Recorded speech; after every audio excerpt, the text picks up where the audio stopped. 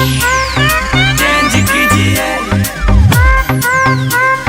Change कीजिए।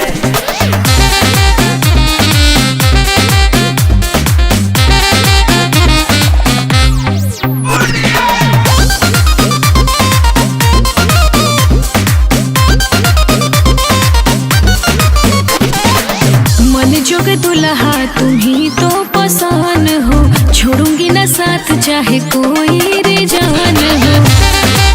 रुको जरा, सब्र करो ना मन जोग दुल्हा तुम ही तो पसंद हो, छोड़ूंगी ना साथ चाहे कोई रे जान हो।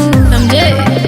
अपने घर वालों को कैसे भी मैनेज कीजिए। नहीं मानेंगे तो शादी लव वाला नहीं आए, रेंज कीजिए। तो लिपस्टिक का कलर थोड़ा चेंज कीजिए,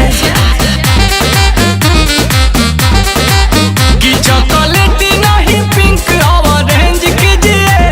तो लिपस्टिक का कलर थोड़ा चेंज कीजिए। खरीद के लाओ ना।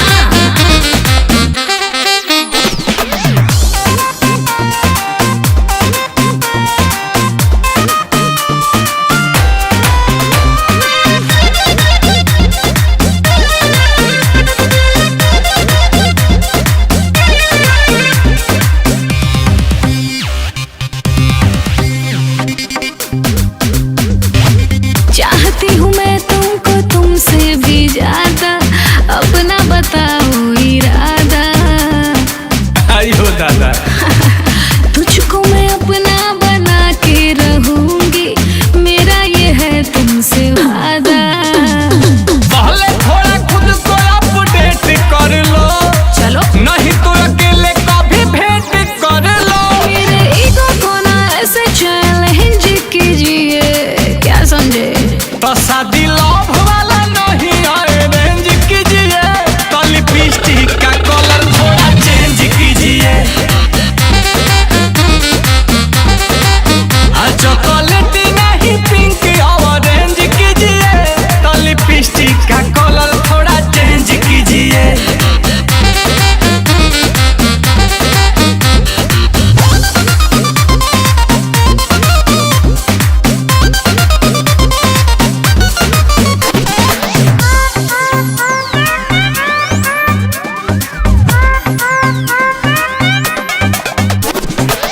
नील कमल मुझे लाइफ बिताना है, तेरे ही दिल में रह के।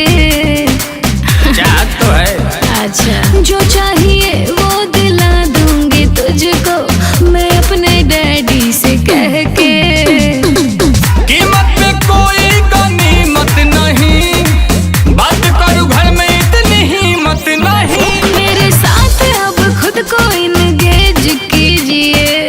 देखते हैं तो शादी लव वाला नहीं आए, रेंज कीजिए। तो लिपस्टिक का कलर थोड़ा चेंज कीजिए,